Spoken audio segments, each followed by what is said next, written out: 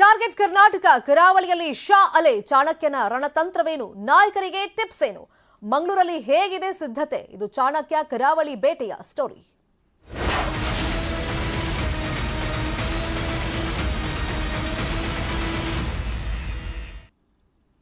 ಮತ್ತೊಮ್ಮೆ ಕರ್ನಾಟಕದಲ್ಲಿ ಅಧಿಕಾರವನ್ನ ಹಿಡಿಯೋ ನಿಟ್ಟಿನಲ್ಲಿ ಬಿಜೆಪಿ ಹೈಕಮಾಂಡ್ ಟಾರ್ಗೆಟ್ ಕರ್ನಾಟಕವನ್ನ ಮಾಡಿಕೊಂಡಿದೆ. ಎರಡನೇ ಬಾರಿಗೆ ಅಮಿತ್ ಶಾ ಕರ್ನಾಟಕಕ್ಕೆ ಭೇಟಿಯನ್ನ ಕೊಡ್ತಾ ಇದ್ದಾರೆ. ಇವತ್ತು ಕರಾವಳಿ ಭಾಗಕ್ಕೆ ಚಾಣಕ್ಯ ಅಮಿತ್ ಶಾ ಅವರು ಭೇಟಿಯನ್ನ ಕೊಡ್ತಾ ಇರೋದು. ಯಾವೆಲ್ಲ ರಣತಂತ್ರವನ್ನ ರೂಪಿಸ್ತಾರೆ, ಏನೆಲ್ಲ ಎಕ್ಸ್ಪೆರಿಮೆಂಟ್ಗಳನ್ನ ಈ ಸಲ ಎಲೆಕ್ಷನ್ ಟೈಮ್ನಲ್ಲಿ ಕರಾವಳಿ ಭಾಗದಲ್ಲಿ ನಡೆಸ್ತಾರೆ ಅನ್ನೋ ಕುತೂಹಲ ಸಹಜವಾಗಿ ಇದ್ದೇ ಇದೆ. ಇವತ್ತು ಮಧ್ಯಾಹ್ನ ಈಶ್ವರಮಂಗಲ ಹನುಮಗಿರಿ ದೇವಸ್ಥಾನಕ್ಕೆ ಅಮಿತ್ ಶಾ ಅವರು ಭೇಟಿ ಕೊಡ್ತಾ ಇದ್ದಾರೆ. ಬಳಿಕ ಪುತ್ತೂರಲ್ಲಿ ಕ್ಯಾಂಪ್ಕೋ ಸಮಾವೇಶದಲ್ಲಿ ಪಾಲ್ಗೊಳ್ತಾರೆ. ಸಂಜೆ ಅಮಿತ್ ಶಾ ನೇತೃತ್ವದಲ್ಲಿ ಪಕ್ಷದ ಮಹತ್ವದ ಸಭೆ ನಡೆಯುತ್ತೆ. ಅನೇಕ ನಾಯಕರು ಆ ಸಭೆಯಲ್ಲಿ ಪಾಲ್ಗೊಳ್ತಾರೆ.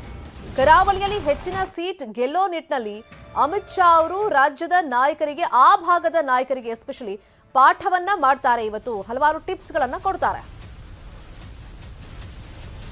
ಫಸ್ಟ್ ಟಾರ್ಗೆಟ್ ಮಾಡಿದ್ದು ಬಿಜೆಪಿಯವರು ಹಳೆ ಮೈಸೂರು ಭಾಗ, ನಂತರ ಉತ್ತರ ಕರ್ನಾಟಕ, ಈಗ ಕರಾವಳಿ ಭಾಗವನ್ನ. ಬಿಜೆಪಿ ಕಾರ್ಯಕರ್ತ ಪ್ರವೀಣ್ ಹತ್ಯೆ ಕೇಸ್ ಬಳಿಕ ಮೊದಲ ಬಾರಿಗೆ ವರಿಷ್ಠರು ಭೇಟಿಯನ್ನ ಕೊಡ್ತಾ ಇದ್ದಾರೆ. ಅದು ಅಮಿತ್ ಶಾ ಅವರು.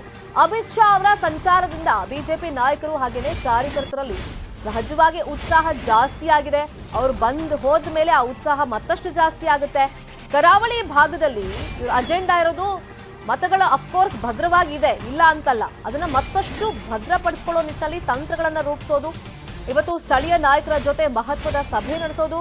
ಕಾಂಗ್ರೆಸ್ ಹಾಗೇನೆ ಜೆಡಿಎಸ್ ತಂತ್ರಗಾರಿಕೆ ಬಗ್ಗೆನೂ ಕೂಡ ಮಾತುಕತೆಯನ್ನ ಇವತ್ತಿನ ಸಭೆಯಲ್ಲಿ ನಡೆಸ್ತಾರೆ ಅಮಿತ್ ಶಾ ಅವರು.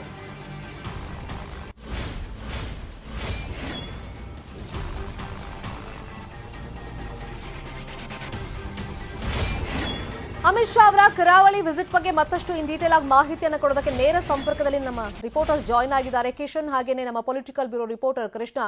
ಕಿಶನ್, ಇವತ್ತು ಪುತ್ತೂರು ಭಾಗಕ್ಕೆ ಅಮಿತ್ ಶಾ ಅವರು ಭೇಟಿ ಕೊಡ್ತಾ ಇದ್ದಾರೆ. ಬಹಳಷ್ಟು ಮಹತ್ವ ರಾಜಕೀಯವಾಗಿ ಪಡ್ಕೊಳ್ಳುತ್ತೆ. ನಾನು ಅದನ್ನ ಕೃಷ್ಣ ಅವರಿಂದ ಪಡ್ಕೊಳ್ತೀನಿ. ಅದಕ್ಕೂ ಮುಂಚಿತವಾಗಿ ಕಿಶನ್, ಇವತ್ತು ಯಾವ್ಯಾವ ಕಾರ್ಯಕ್ರಮದಲ್ಲಿ ಅಮಿತ್ ಶಾ ಅವರು ಪಾಲ್ಗೊಳ್ತಾ ಇದ್ದಾರೆ?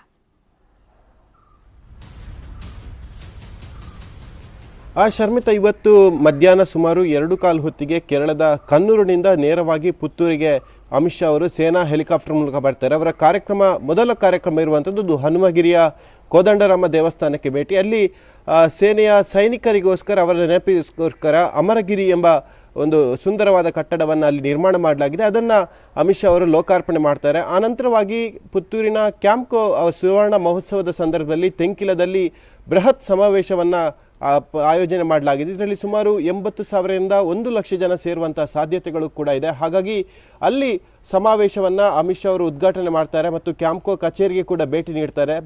ಮೂಲತಃ ಕೇಂದ್ರ ಸಹಕಾರಿ ಸಚಿವರು ಕೂಡ ಆಗಿರುವಂಥ ಅಮಿತ್ ಶಾ ಅವರು ಕೇಂದ್ರದ ಫಲಾನುಭವಿಗಳ ಜೊತೆ ಸಮಾವೇಶದಲ್ಲಿ ಮಾತಾಡ್ತಾರೆ ಮತ್ತು ಅಲ್ಲಿ ಅತಿ ಹೆಚ್ಚಿನ ಸಂಖ್ಯೆಯಲ್ಲಿ ಜನರನ್ನು ಸೇರಿಸೋಕೆ ಬಿಜೆಪಿ ಎಲ್ಲ ಸಿದ್ಧತೆಗಳನ್ನು ಮಾಡಿಕೊಂಡಿರುವಂಥದ್ದು. ಈ ಕಾರ್ಯಕ್ರಮ ಮುಗಿಯೋ ಹೊತ್ತಿಗೆ ಸಂಜೆ 5:30ರಿಂದ 6 ಗಂಟೆ ಆಗ್ಬೋದು ಎಂಬ ಅಂದಾಜು ಕೂಡ ಮಾಡಲಾಗಿದೆ.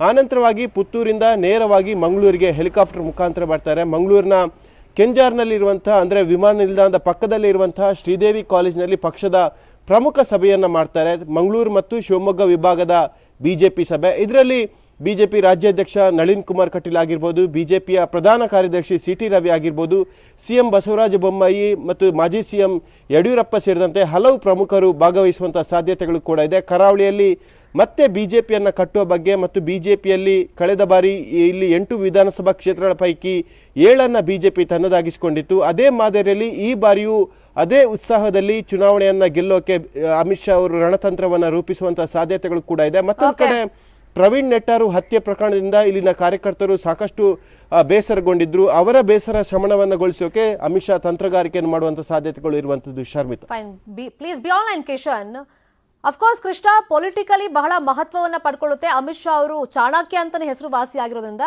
ಕರಾವಳಿ ಭಾಗಕ್ಕೆ ಯಾವ ತರ ಸ್ಟ್ರಾಟಜಿಯನ್ನು ರೂಪಿಸಬಹುದು, ಅಟ್ ದ ಸೇಮ್ ಟೈಮ್ ಒಂದಿಷ್ಟು ಎಕ್ಸ್ಪೆರಿಮೆಂಟ್ ಗಳನ್ನು ಈ ಭಾಗದಲ್ಲಿ ನಡೆಸುವಂತ ಚಾನ್ಸಸ್ ಇದೆ ಅಂತ, ಅದ್ರ ಬಗ್ಗೆ ಎಕ್ಸ್ಪ್ಲೇನ್ ಮಾಡ್ಕೊಂಡು ಹೋಗೋದಾದ್ರೆ?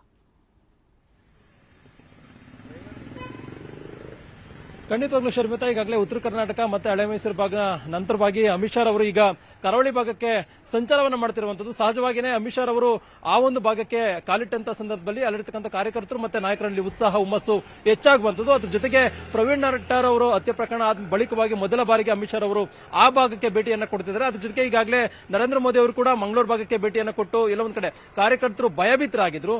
ನರೇಂದ್ರ ಮೋದಿ ಭೇಟಿ ಕೊಟ್ಟಂತ ಸಂದರ್ಭದಲ್ಲಿ ಒಂದು ರೀತಿ ಕಾರ್ಯಕರ್ತರು ಎಲ್ಲರೂ ಕೂಡ ಒಂದು ರೀತಿ ಭಯಭೀತರಿಂದ ಒಂದು ವಿಚಾರದಿಂದ ಹೊರಗಡೆ ಬಂದುವಂತ ಕೆಲಸವನ್ನ ನರೇಂದ್ರ ಮೋದಿ ಅವರು ಮಾಡಿದ್ರು. ಅದೇ ರೀತಿಯಾಗಿ ಈಗ ಅಮಿತ್ ಶಾ ಅವರು ಬರ್ತಾ ಇದ್ದಾರೆ. ಒಂದು ರೀತಿ ಪಕ್ಷದ ದೊಡ್ಡ ನಾಯಕನೇ ಆ ಭಾಗಕ್ಕೆ ಬರ್ತಾ ಇರುವಂತ ಕಾರಣಕ್ಕೋಸ್ಕರವಾಗಿಯೇ ಒಂದಷ್ಟು ತಂತ್ರಗಾರಿಕೆ ರಣತಂತ್ರಗಾರಿಕೆ ಈಗಾಗಲೇ ಮುಂದಾಗಿರುವಂತದ್ದು. ಈಗಾಗಲೇ ಹಳೆ ಮೈಸೂರು ಭಾಗ ಉತ್ತರ ಕರ್ನಾಟಕ ಭಾಗದಲ್ಲಿ ಯಾವ ರೀತಿಯಾಗಿ ತಂತ್ರಗಾರಿಕೆಯನ್ನ ಮಾಡಿದ್ರು ಅದೇ ಮಾದರಿಯಲ್ಲಿ ಒಂದು ರೀತಿ ಕರಾವಳಿ ಭಾಗದಲ್ಲೂ ಕೂಡ ತಂತ್ರಗಾರಿಕೆ ಮಾಡೋದಕ್ಕೂ ಕೂಡ ಈಗಾಗಲೇ ಅಮಿತ್ ಶಾ ಅವರು ರೆಡಿ ಆಗಿರುವಂತದ್ದು.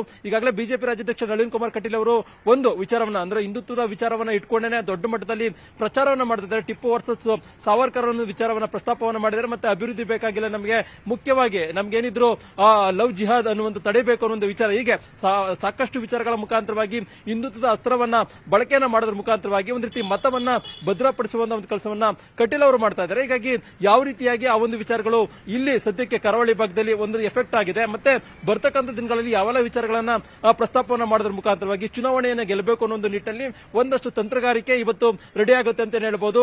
ಈ ಹಿಂದೆ ಮಾಜಿ ಮುಖ್ಯಮಂತ್ರಿ ಸಿದ್ದರಾಮಯ್ಯ ಅವರು ಮುಖ್ಯಮಂತ್ರಿ ಆದಂತಹ ಸಂದರ್ಭದಲ್ಲಿ ಧರ್ಮಸ್ಥಳಕ್ಕೆ ವಿಚಾರವಾಗಿ ಸಾಕಷ್ಟು ವಿವಾದ ಹುಟ್ಟುಕೊಂಡಿತ್ತು. ಅದೇ ಒಂದು ವಿಚಾರ ಕರಾವಳಿ ಭಾಗಕ್ಕೆ ಒಂದು ರೀತಿ ಕಾಂಗ್ರೆಸ್ಗೆ ಹಿನ್ನಡೆ ಆಗುವಂತಹ ಒಂದು ದೊಡ್ಡ ಮಟ್ಟದಲ್ಲಿ ಚರ್ಚೆ ಆಗಿತ್ತು. ಅದೇ ರೀತಿಯಾಗಿ ಇಂದಿನ ಕಾಂಗ್ರೆಸ್ನ ನಡವಳಿಕೆ ಆಗಿರ್ಬೋದು, ಮತ್ತೆ ಬರ್ತಕ್ಕಂಥ ದಿನಗಳಲ್ಲಿ ಕಾಂಗ್ರೆಸ್ ಹಿಂದೂ ವಿರೋಧಿ ಅನ್ನೋ ಒಂದು ವಿಚಾರ ಆಗಿರ್ಬೋದು, ಹೀಗೆ ಸಾಕಷ್ಟು ವಿಚಾರಗಳ ಮುಖಾಂತರವಾಗಿ ಒಂದು ರೀತಿ ಹಿಂದುತ್ವದ ಮುಖಾಂತರವಾಗಿಯೇ ಒಂದು ರೀತಿ ಅಲ್ಲಿ ಗೆಲ್ಲುವಂತ ನಿಟ್ಟಿನಲ್ಲಿ ಇವತ್ತು ತಂತ್ರಗಾರಿಕೆಯನ್ನ ಅಮಿತ್ ಶಾ ಅವರು ಮಾಡ್ತಾರೆ ಅಂತ ಹೇಳ್ಬೋದು. ಈಗಾಗಲೇ ಒಂದಷ್ಟು ವಿಚಾರಗಳ ಬಗ್ಗೆ ಈಗಾಗಲೇ ಕಟೀಲ್ ಅವರಿಂದಾಗ ಒಂದಷ್ಟು ಸ್ಥಳೀಯ ಮಟ್ಟದಲ್ಲಿ ಅಂದ್ರೆ ಸದ್ಯದ ಮಂಗಳೂರು ಪರಿಸ್ಥಿತಿ ಬಗ್ಗೆ ಸದ್ಯದ ಒಂದು ವರದಿಯನ್ನ ತರಿಸಿಕೊಂಡು ಆ ನಂತರವಾಗಿ ಒಂದು ವರದಿಯನ್ನು ಆಧರಿಸಿ ಆ ಭಾಗದಲ್ಲಿ ಏನೆಲ್ಲ ತಂತ್ರಗಾರಿಕೆಯನ್ನ ಅಂದ್ರೆ ಸ್ಥಳೀಯ ಮಟ್ಟದಲ್ಲಿ ಬೇಡಿಕೆಗಳಾಗಿರ್ಬೋದು ಮತ್ತೆ ಸಮಸ್ಯೆಗಳಾಗಿರ್ಬೋದು, ಮತ್ತೆ ಈಗಾಗಲೇ ಎಲ್ಲೊಂದು ಕಡೆ ಕಾಂಗ್ರೆಸ್ ನಾಯಕರು ಆ ಭಾಗಕ್ಕೆ ಒಂದಷ್ಟು ವಿಚಾರಗಳ ಬಗ್ಗೆ ಪ್ರಸ್ತಾಪವನ್ನು ಮಾಡೋದ್ರ ಮುಖಾಂತರ ಅಂದ್ರೆ ಬಿಜೆಪಿ ನಾಯಕರು ಒಂದು ರೀತಿ ಹಿಂದುತ್ವ ವಿಚಾರವನ್ನ ಮಾತಾಡ್ತಾರೆ, ಆದ್ರೆ ನಾವು ಅಭಿವೃದ್ಧಿ ವಿಚಾರವಾಗಿ ಮಾತಾಡ್ತಾ ಇದ್ದೇನೆ ಒಂದು ಹೇಳಿಕೆಯನ್ನು ಕೊಡೋದ್ರ ಮುಖಾಂತರವಾಗಿ ಎಲ್ಲ ಒಂದ್ ಕಡೆಗೆ ಒಂದು ರೀತಿ ಬಿಜೆಪಿ ಮತಗಳನ್ನ ವಿಭಜನೆ ಮಾಡುವಂತ ಒಂದು ಕೆಲಸವನ್ನು ಕೂಡ ಕಾಂಗ್ರೆಸ್ ನಾಯಕರು ಮಾಡ್ತಾ ಇದ್ದಾರೆ. ಹೀಗಾಗಿ ಕಾಂಗ್ರೆಸ್ ಮತ್ತೆ ಜೆಡಿಎಸ್ ನಾಯಕರಿಗೆ ಒಂದು ರೀತಿ ತಂತ್ರಗಳಿಗೆ ಪ್ರತಿತಂತ್ರವನ್ನ ರೂಪಿಸುವಂತದ್ದು. ಆ ಮುಖಾಂತರವಾಗಿ ಈಗ ಏನು ಅಮಿತ್ ಶಾ ಅವರು ಇವತ್ತು ಏನ್ ಮೀಟಿಂಗ್ ಅಲ್ಲಿ ಅಂತಿಮವಾಗಿ ತಂತ್ರಗಾರಿಕೆಯನ್ನ ಮಾಡ್ತಾರೆ, ಅದೇ ತಂತ್ರಗಳನ್ನ ಬರುವ 60 ದಿನಗಳಲ್ಲಿ ಕಾಲ ಅದನ್ನ ಪ್ರಯೋಗವನ್ನ ಮಾಡೋದ್ರ ಮುಖಾಂತರವಾಗಿ ಈಗೇನು ಮಂಗಳೂರು ಭಾಗವನ್ನ ಬಿಜೆಪಿ ಭದ್ರವಾಗಿದೆ ಅದನ್ನ ಭದ್ರ ಮಾಡುವಂತ ನಿಟ್ಟಿನಲ್ಲಿ ಮಹತ್ವದ ಸಮಾಲೋಚನೆಯನ್ನ ನಡೆಸುತ್ತೆ ಅಂತ ಹೇಳ್ಬೋದು. ಈಗಾಗಲೇ ಮುಖ್ಯವಾಗಿ ಬೈಂದೂರು ಮತ್ತೆ ಪುತ್ತೂರು ಅನ್ನುವಂಥದ್ದು ಸಹಜವಾಗಿಯೇ ಬಿಜೆಪಿಯ ಭದ್ರಕೋಟೆಯಾಗಿದೆ. ಆದ್ರೆ ಈಗ ಬಿಜೆಪಿ ನಾಯಕರು ಅಂದ್ಕೊಂಡಂಗೆ ಆ ಕ್ಷೇತ್ರಗಳು ಇಲ್ಲ ಅನ್ನೋದು ಕೂಡ ರಾಜ್ಯ ಬಿಜೆಪಿಯಲ್ಲಿ ಚರ್ಚೆ ಆಗ್ತಾ ಇದೆ. ಅದಕ್ಕೋಸ್ಕರವಾಗಿಯೇ ಪುತ್ತೂರು ಭಾಗ ಆಗಿರ್ಬೋದು ಮತ್ತೆ ಬೈಂದೂರು ಭಾಗದಲ್ಲಿ ಅಮಿತ್ ಶಾ ಇವತ್ತು ಪ್ರವಾಸವನ್ನು ಕೈಗೊಳ್ತಿರುವಂತದ್ದು. ಹೀಗಾಗಿ ಅಮಿತ್ ಶಾ ಅವರ ಈ ಒಂದು ಸಂಚಾರದಿಂದಾಗಿ ಒಂದು ರೀತಿ ಬಿಜೆಪಿ ಮತಗಳನ್ನ ಭದ್ರಪಡಿಸಿಕೊಳ್ಳುವಂತ ನಿಟ್ಟಿನಲ್ಲಿ ಒಂದು ರೀತಿ ಮಹತ್ವವಾಗಿದೆ ಅಂತ ಹೇಳ್ಬೋದು ಈ ಒಂದು ಪ್ರವಾಸ. Sharmita, fine, thank you Krishna, thank you Kishan ತಮ್ಮೆಲ್ಲ ಇನ್ಫಾರ್ಮೇಶನ್ಗೆ. ಮತ್ತಷ್ಟು ಸುದ್ದಿ ನೋಡೋಣ ಬ್ರೇಕ್ ಆದ್ಮೇಲೆ.